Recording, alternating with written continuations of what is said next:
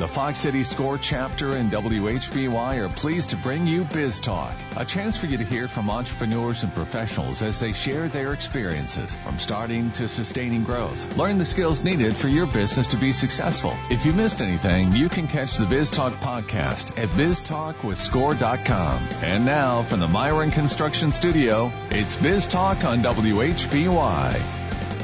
Good Saturday morning and welcome to Biz Talk with SCORE.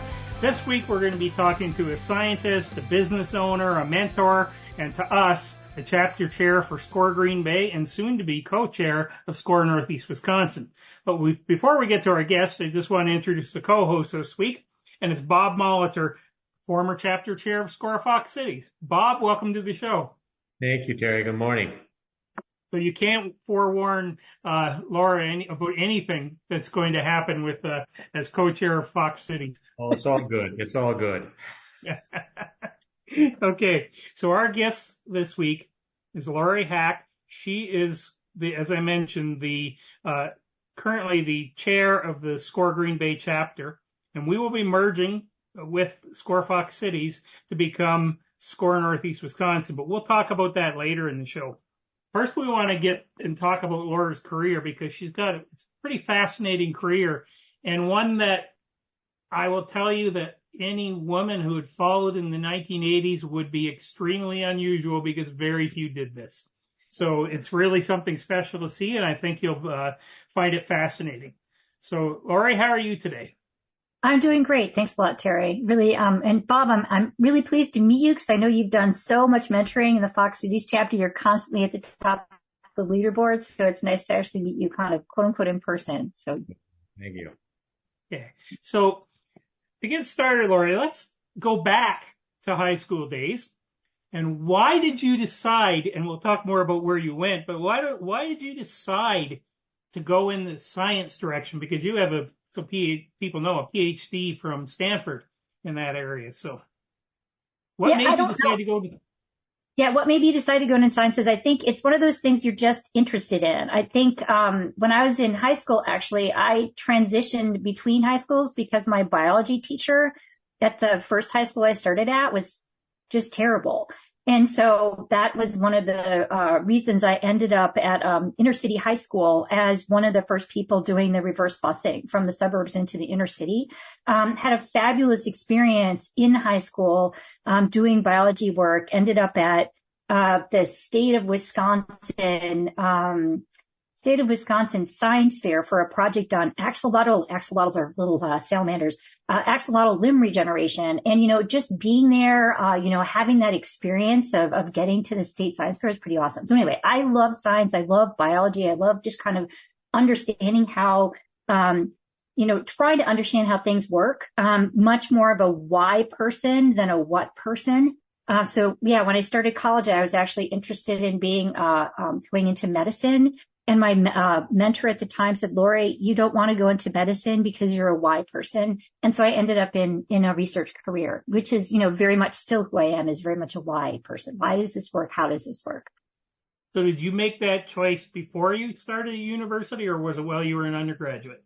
Yeah, so I made the choice to do a degree in biology before I started. That was definitely something that I was, on track for when I was in high school. I made the decision between, not going on into med school. I did that freshman year in college, when my mentor was like, yeah, no, Laure, do a research thing. I'm like, okay. That works for me. So let's talk about that path then. You're in undergraduate doing biology. How did you decide was it Stanford, I believe you went to? How did you decide to do that from there? Yeah, from there. So, because of the high school I went to, I had, an international baccalaureate, diploma. And so I know there's a lot of other IB schools now in Wisconsin. At the time, that was, I think, the only one in Wisconsin. So I came into university with essentially a year of credit. And so I was able to complete a biology degree and a master's in 4 years. I'm a little bit of an overachiever.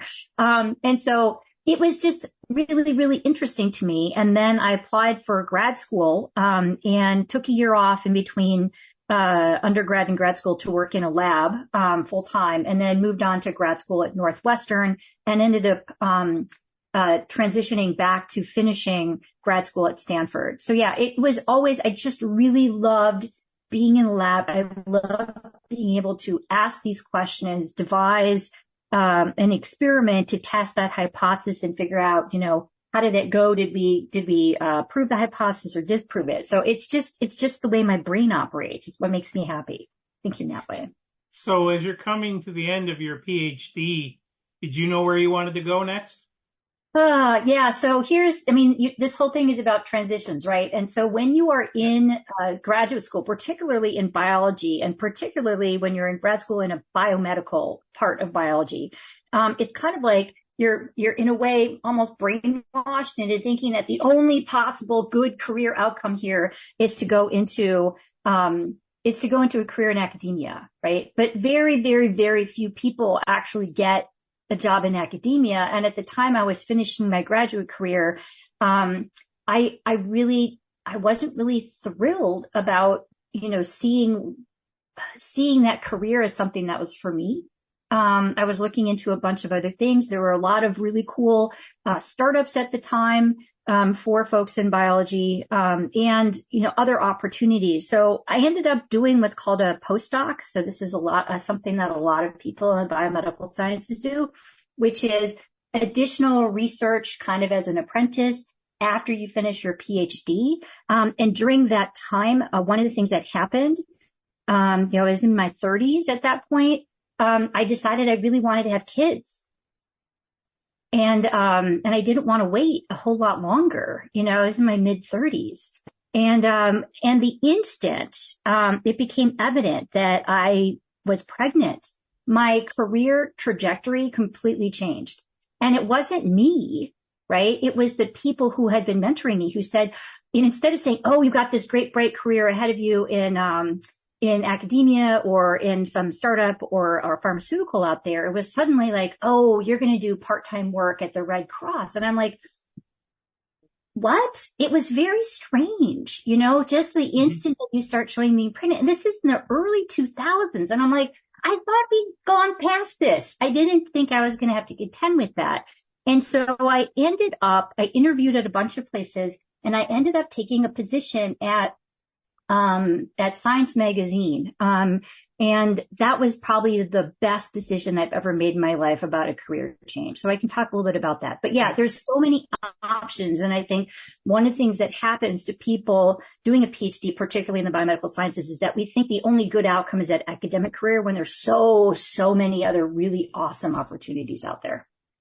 Okay. So as you go into the, I guess you could call it the writing side, the research side a little bit more, but not in an academic institution.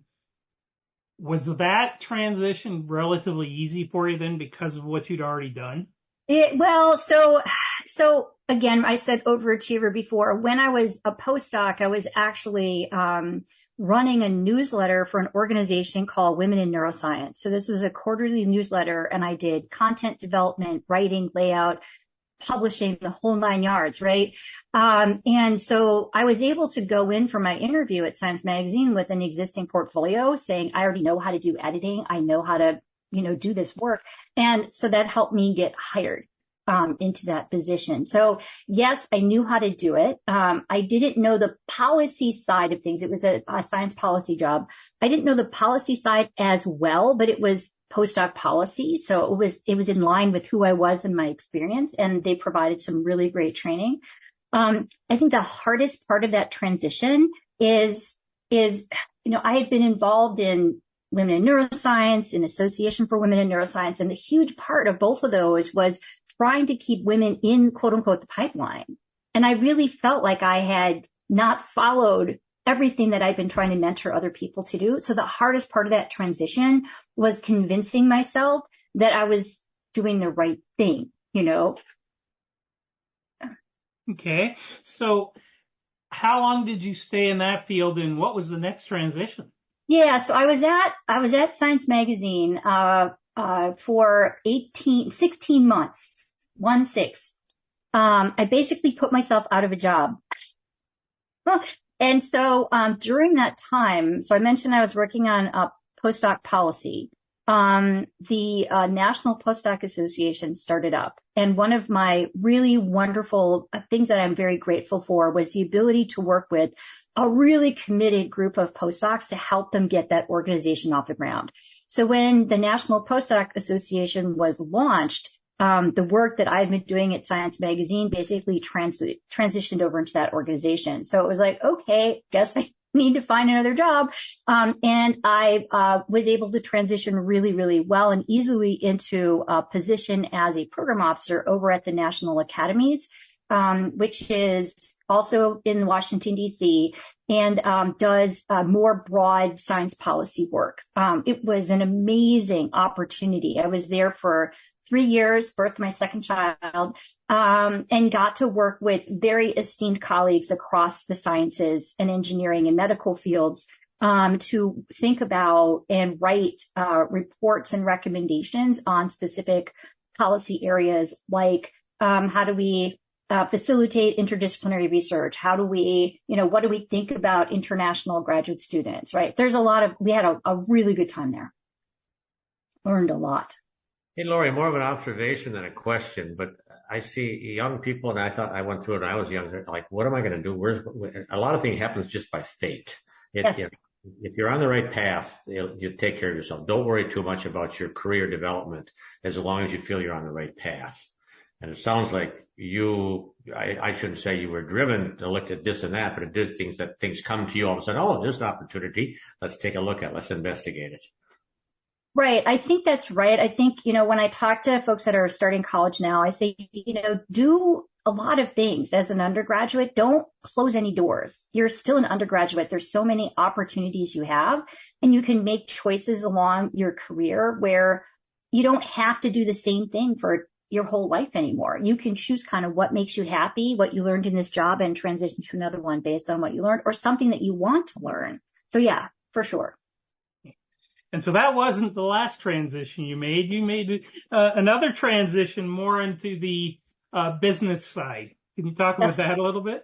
Yeah. So the next step after the academies, the last report I worked on there was a report with Donna Shalala as the chair of the group, of the committee, which was an amazing experience. And that particular report also had, where there was usually 12 people on a committee, 11 of the 12 people were women, and 10 of those were university presidents. So it was a very, very different kind of report process than anything else that the Academy had done. I won't go into that, but very interesting report. And during that time, I had the chance to actually talk to Donna about what are my next steps? And I had the opportunity to work in the Congressional Research Service, or to join this startup. And what Donna told me was, look, do something that's challenging where you're going to learn something new.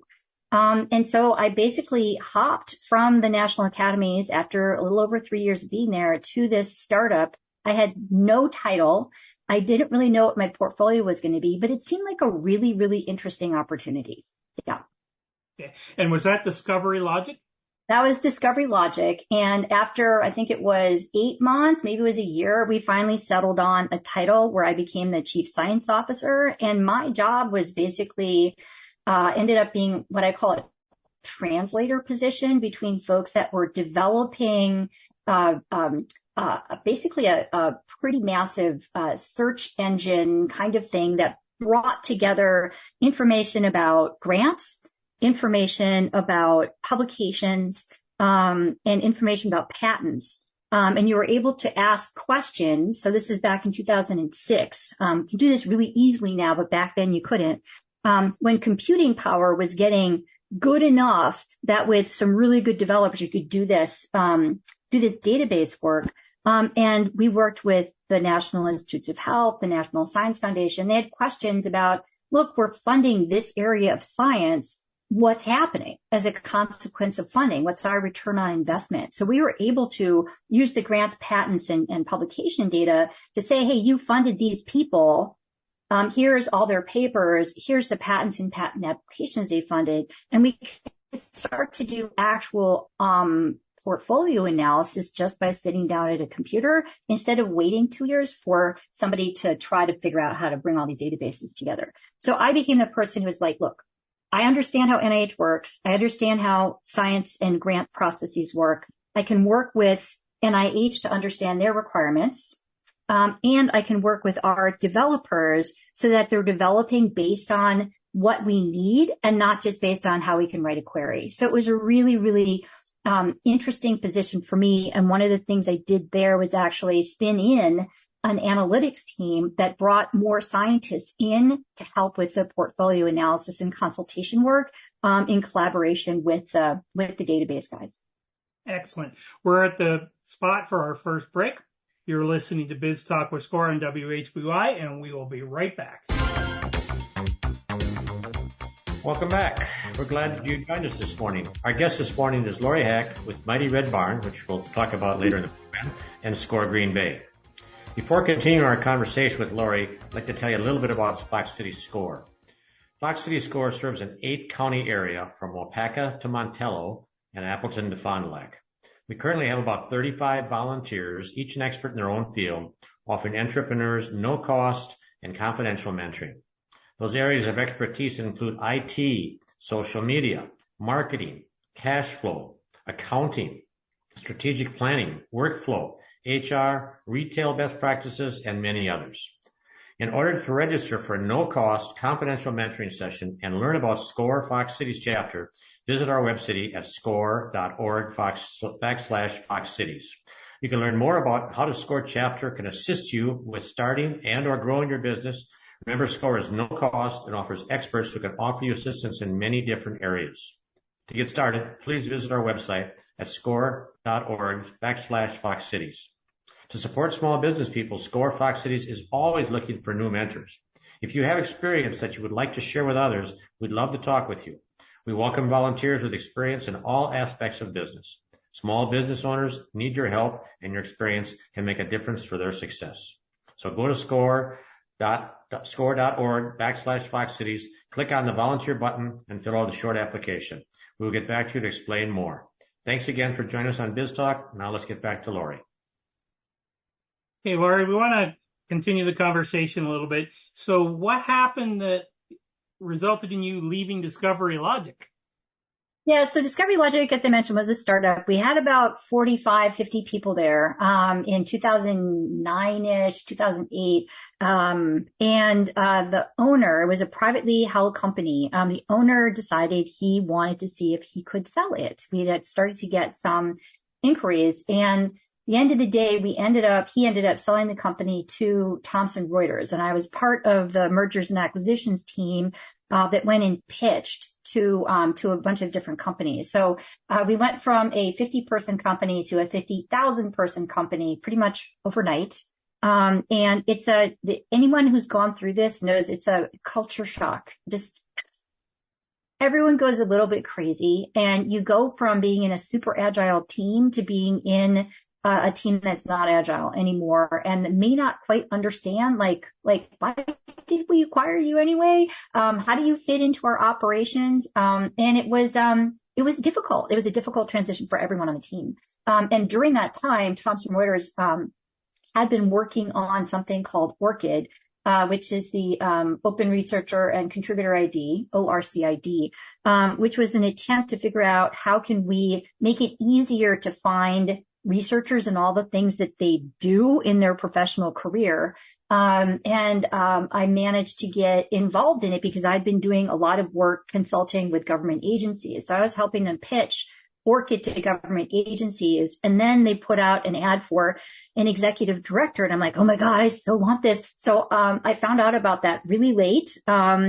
I contacted the person running the search and I'm like, could I still apply? And he's like, if you get me your resume in 2 days. I was like, So I got him the resume in 2 days. I had the interview, I think it was like 4 days later, and left Thomson Reuters in 2011, I guess it was, to start a career at ORCID as their first full-time person, and their founding executive director, which was an amazing ride. That was an opportunity to work at a nonprofit organization, working to both launch the product, as well as develop their business model and reach financial and operational sustainability, which over the course of the 8 years I worked there, we managed to get to financial sustainability. We had global adoption. It was really a wonderful, wonderful experience. So yeah, I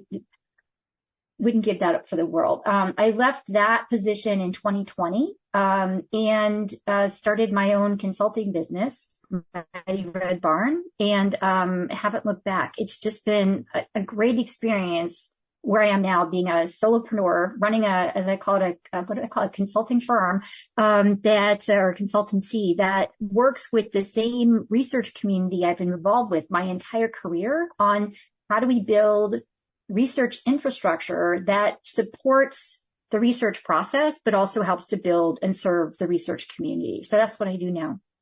Okay. And we're at the spot for our next break, but I'd like to just mention that what we're trying to talk about today are the transitions that happen over career and how you can take advantage of what you've done and move into new and other areas. It really impacts your life as you go forward. I went through a number of those too, mostly within the same organization, but completely different disciplines.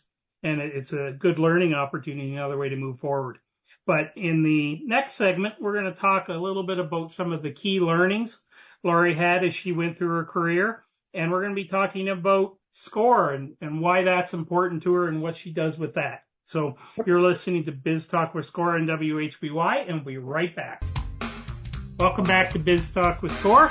We're talking this week to Laure Haak from Mighty Red Barn and SCORE Green Bay, soon to be SCORE Northeast Wisconsin. Before I get back to Laure, I want to talk about a couple courses that are out there for people from SCORE that I think you might find interesting. So if you go to our website at score.org/Fox Cities, you'll see a workshops and events tab up on the middle of the page. You click on that tab and there's a number of different options, but one of them is upcoming events. And there's two that I think are quite interesting for people to think about. One of them is called Loans, Grants, and Other Funding Options for Women-Owned Businesses. That's October 8th at 1 o'clock. It's a great opportunity to go out and learn about how to fund your business. And there are a number of grants specific to women-owned businesses that you maybe work for you. So it's something to think about if you're looking at funding for a women-owned business. And another one is on a topic that's dear to our heart here at Biz Talk. Our longtime sponsor, Kurt Haling, has talked about this several times in the last year. But the course is called A Guide to Reporting Beneficial Ownership Information. First is on October 10th at 1 o'clock. But why this is so important is that as of January 1st, 2025, all LLC owners must report their beneficial ownership in an LLC to a group called FinCERN. As Kurt Haling puts it, these are the guys in the IRS with guns. So you want to make sure you work with them well. What can happen is if you don't have that information in, you could potentially be fined up to $500 a day. And they're not going to go out and fine everybody who does it, but if you get in a situation where they find out, they have the option to fine you $500 a day. The issue is, and why it's being set up, is that as the government was doing some investigations into a few prominent people, they found out they couldn't trace some of the LLC ownership. There was no trail. If you went to the states, you could get it, but the states weren't sharing that with the federal government. So they passed this law about 3 years ago, but it is effective as of January 1st. So it's a simple thing to do to report the beneficial ownership information. Go and take this short course if you want to learn more about it, or talk to your SCORE mentor. They can help you get information on how to do it too. But it's October 10th at 1 o'clock. Again, go to score.org/Fox Cities, workshops and events. Bob? Very quick question. If they don't have the opportunity to see that webinar, I know it's going to be saved. They can look at it later. But is there a notification that the business owners are going to receive that they have to report this to FinCERN? I didn't think so. How do they go about it if they're just looking online or anything? You go to the the way I found it is you go to the FinCERN site and they have the application. Unfortunately, it's not hard, but it's a little bit in governmentese, so you can get it wrong. I had a couple clients who did, and I had to walk them through to explain why no, they actually had to put their information in, but it was a little confusing. But if you just take your time and read it carefully, you can go through it. It's not bad. That's FinServ, FINSERV. FINCERN. CERN. FinServ. Yeah. Yeah, and you can search for beneficial ownership information IRS as well, and it'll take you there. So everybody who owns an IRS should be looking at that, because 99% of people with are going to have to fill out the form. Right. Okay. Now we'll turn back to Laure. And Laure, as we talk through your transitions that you made throughout your career, I want to talk first, just get your perspective on what did you learn from all of those twists and turns and transitions that turned out, it seemed like great for you every step of the way. But what did you learn as you did them? Yeah, so I should mention my dad was late in his career, right around the time he turned 50, went from being a high-level executive to running his own business. And one of the things he said over and over and over again, basically my whole life to me was, he kept saying, Laure, I don't know what I want to be when I grow up, right? I'm still figuring it out. And I think, that was something that I really, I heard that from him. And a lot of what I have done is, tried to find ways to both enjoy my time on this planet, but also a big thing was, how can I make a difference? So every single career change I've gone through has been informed by, is this going to be something I learn from, right? How can I leverage what I've already learned into this new position? And is this change going to help me make a difference in my community, right? That's every single one, if you look back. And my community has almost always been the scientific and research community. So that's, how I looked at it. So how can I support women in science? How can I support the development of infrastructure to support, researchers in science? How can I support better funding decisions in science? All of these things that I've done have been, kind of the thread throughout my career. Okay. So now we want to go through some somewhat random topics on things that have been important to you and are kind of key messages that I've seen as I've talked to you and looked through your websites and things. So first of all, I want to hear your perspective on the importance and the impact of science to society, especially given some of the controversy we've experienced over the last 4 or 5 years. Yeah, I think one of the challenges we have with any career, right, is when you get to be really good at what you do, you become an expert, and experts tend to like to talk to other experts. And when you're an expert, it becomes more difficult sometimes to be able to talk with people who aren't experts. And I think that's where, in science, when you read a scientific research paper, it's almost impossible to read if you aren't an expert. And that's not helpful. That's not helpful to other people who are interested in scientific advancement. So there's been a lot of work trying to get researchers, when you write a grant, to write what are the broader perspectives and impacts of this work that you're proposing, and how do we communicate science more effectively, and how can we both be an expert but also be a colleague and a mentor for people who aren't scientists. So that's been a big part also of what I've been doing is, again, how do you support your community but also serve society? And a lot of it is through effective communications and stepping off that expert dais that you're on and just being with people and listening. And as scientists, we're so used to giving presentations, we forget that we have to listen too. So a lot of what I've been doing in my career is both listening and relearning how to listen. So I understand what it is the community really needs, and we can build those tech platforms to support the community needs and not just what the entrepreneur decides the community needs. Okay. Another topic that you and I have talked about a couple times, but it's the importance of storytelling. Yeah. But what does that mean to you? Yeah, what does it mean to me? Part of it is that listening piece, right? Which is how do we understand what the community wants? But you have to be able to tell a story to get people in the room, right? So you can hear what they need, but also then take that listening and then tell a story back and say, this is what we understand the need is. And then like we do this in SCORE and you do this on this podcast, this radio show and podcast is how do we effectively listen and reshare what people have learned so other people can leverage that in their careers? So the stories are so important. Okay. They're related topics, but something I learned in my career was, first of all, the value of experimentation. Stop trying big solve the world things and experiment step by step. Right. But also, and I've seen it in every step you took, was the importance of building effective processes, not just doing work.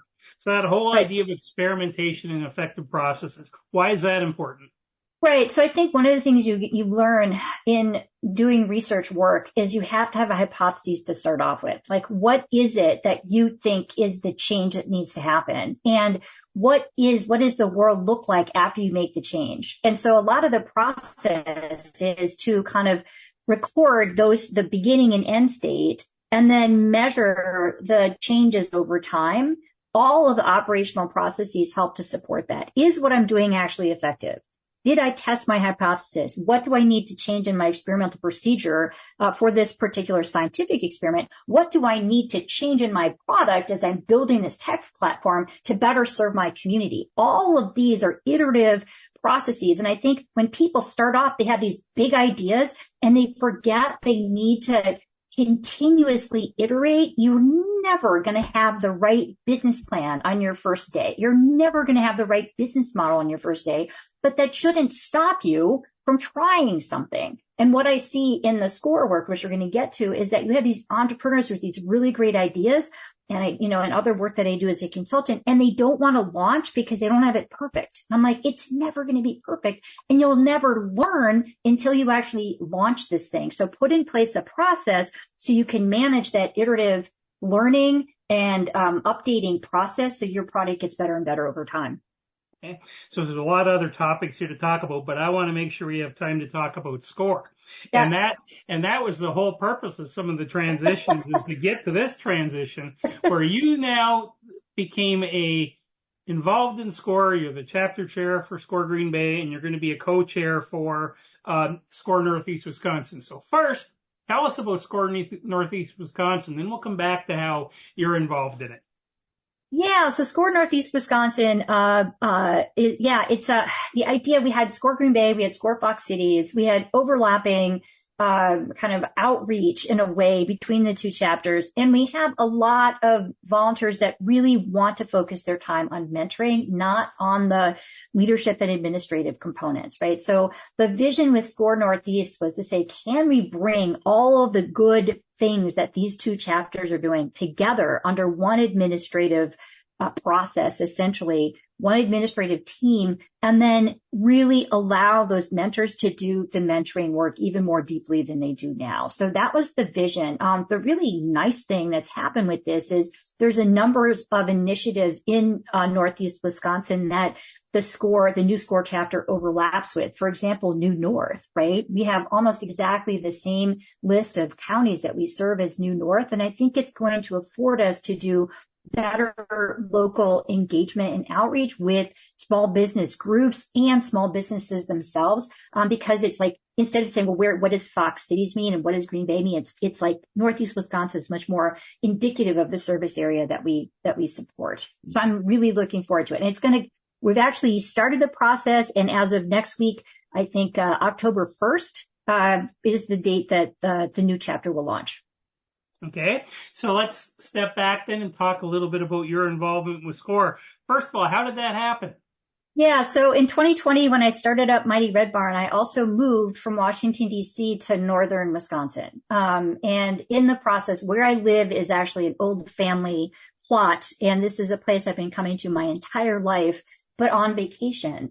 And I said, I can't start a business here because I'm going to think I'm on vacation every day. It's gorgeous. I live on a lake. I live in the woods. I'll be out on my bicycle every day. So, So I said, I've got to find some way to connect in with the local small business community. And I was searching around and found SCORE on the internet. I'm like, well, let's give it a shot. So that's what got me involved in SCORE in the first place, was that, trying to find a community here, and dial into the small business community.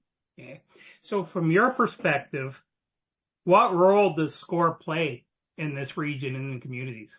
Yeah, so there's a lot of small business supports. There's the banking that we were talking about earlier before we started recording today. There's like New North. There are accelerators in the area. I think that the role that SCORE is increasingly coming to play is, as Bob said, we have a lot of subject matter experts in the chapter. What we can do for free is engaged with new entrepreneurs in particular who are thinking about starting a new business and don't quite know how to start. And with our experience, help them figure out how to get started and take those first steps. And then we can engage them with those organizations like the small business development centers and others that can take their idea to the next step. So I really see us as that entry level point for folks who want to start a small business. And we also provide support to folks throughout their career. So I've had some people I've been talking to for, at this point, 3 years. And it's just great once or twice a year to kind of touch in with them again and say, hey, how are things going? So I would say if you're interested in starting a business, thinking about starting a business, not quite sure where to start, not quite sure what your business model should be, we are the right people to talk to. One thing I'll point out for listeners too is that when I joined 2017, it was probably 65 to 70% male, the people that we were dealing with startups. And it's switched around to, it's probably in the 65 to 70% range for female now. And as a mentor, you start to realize there's some differences in the way people work and communicate, and you have to build that. But you can offer to either male or female, you can offer certain skill sets that they really need. So if you go in with an open mind, it's a great opportunity to both learn and to help somebody else learn. Yeah, agreed. Okay. So as you look at SCORE itself and how we're operating, what's the impacts you see for SCORE on the members of this combination, and where do you see it helping or making the members even better as mentors? Yeah, so I think there's some things we can do now. I mean, at the beginning, you said Fox Cities has about 35 mentors. Combined, we're going to have 55. We'll be able to do, I think, easier recruiting, easier training. We have these hybrid meetings, so you can show up in person, or participate in our chapter meetings online.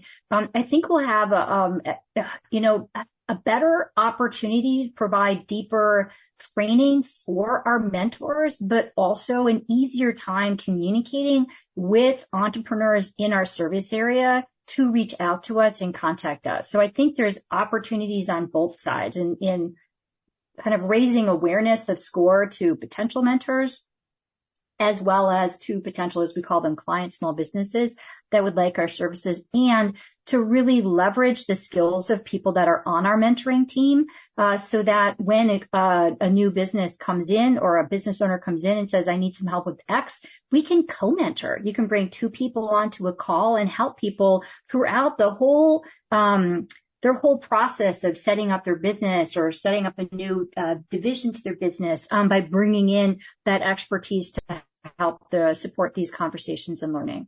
It's so gratifying when you're working with a person or a couple that is starting a business and watching them bring it all together and launch. I highly recommend it to anyone interested in mentoring.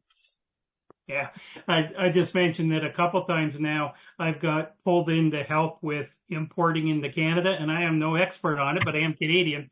And yes. So my comment was, our first thing was stop. Don't do it yet. Well, we've already done it. Well, we've got a problem.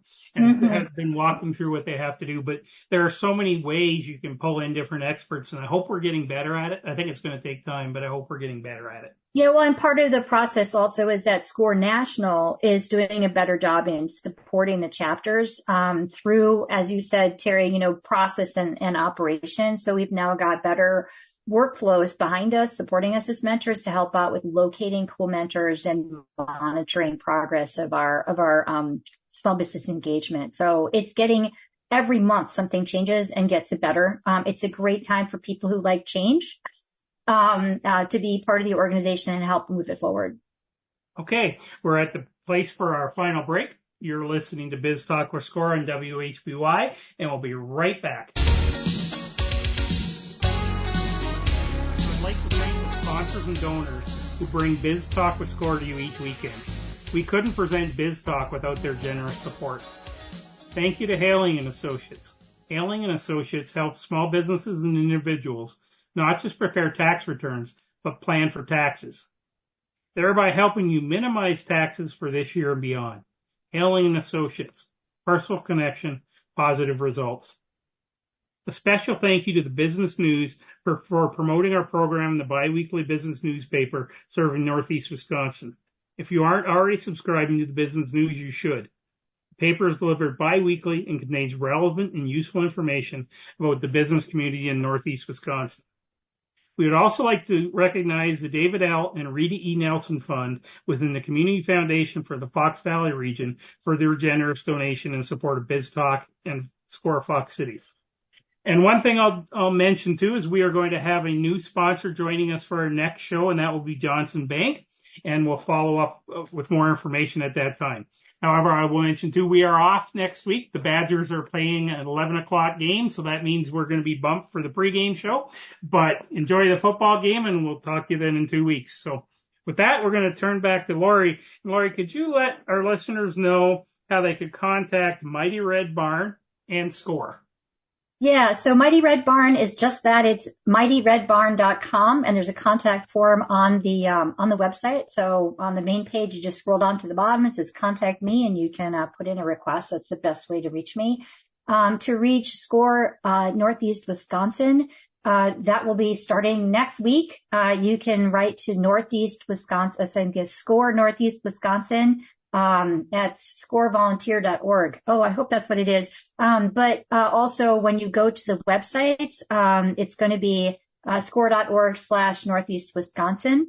And the Fox Cities chapter and the Green Bay chapter websites, you can still go there and they'll forward you straight to the Northeast Wisconsin website. So all of that will be happening in the next week. Okay. And Laure, you put an awful lot of work. Put an awful lot of work into making that transition happen. So it's good to see. So Laure, as we wrap up, given everything you've done, I imagine you're not going to be sitting still. What do you want to accomplish in the future? What's next? Yeah, I can't sit still. I probably have undiagnosed ADHD. I have a hard time with it. So, I do a lot of volunteer work. So I'm actually on the Lake Association up here where I live, involved in Clean Boats, Clean Waters program. I'm involved with the Oconto County Lakes and Waters Association. And I'm also in the process of getting my Master Gardener certification. So on top of all that, I still love my consultant work with Mighty Red Barn and anticipate doing that for at least another 10 years. And I'm really excited about an opportunity that's just come up to work with entrepreneurs working on what we call open science research infrastructure. That is my next big happy place for me. So that's where I'm going to be. If you're building research infrastructure, give me a call. I'm more than happy to talk you through how to get things started, everywhere from what's my business plan to, upon what principles do I operate? How do I make sure I'm supporting the community? A big thing I'm super interested in right now are co-op platform models. So that's the big space I'm going to be working in. Okay. So are you national in terms of your scope, or is it more regional? International.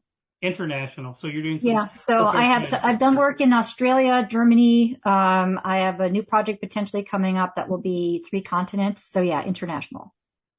So once again, you don't let the grass grow between your feet. No. Do you ever see a point where you slow down? I have to pay off my mortgage first. Once I pay off my mortgage, I'll think about it, but I got to pay that off. But I don't know that I see a point where I'm going to slow down. I just, like I said, I think I have undiagnosed ADHD, and it's really hard for me to just sit. It's very difficult. Yeah. So what I found is that, I used to be very good about focus, and these are the only things I'm going to do when I had a career, and this is how I'm going to work. Once I stopped, I said, I don't have to focus anymore. And now it just explodes. I never know if I'm going to have time to do half the stuff I say yes to. So I'm trying not to say yes as much anymore. But well, no, and that's what I'm also going through right now is this period of saying no to a bunch of things because I have too much stuff on my plate and I do need to pay the mortgage. So, but I do very much enjoy, I'm even like with the local theater group and I help out at the library and, you know. All right. Well, first of all, Laure, I want to thank you for all you do with SCORE. And I hope this was, for our listeners, a real opportunity to hear about a unique career. First of all, a woman in the science field where when she started, it was not common, and all the great things she's done and how she managed some quite different transitions, without a lot of support similar to I had because my transitions were within a company. So I had a support network. She didn't have that. So it was really great to see and where it led her. So Laure, thank you for that. Thank you for being on the show. For our listeners, you've been listening to Biz Talk with SCORE. If you want to catch this episode again, you can go to biztalkwithscore.com and it'll be out there next week. You'll also be able to find it on podcatchers everywhere in another week or so, but we really appreciate you listening in and we really appreciate WHBY for helping us with this. So everybody, have a great week. Thank you.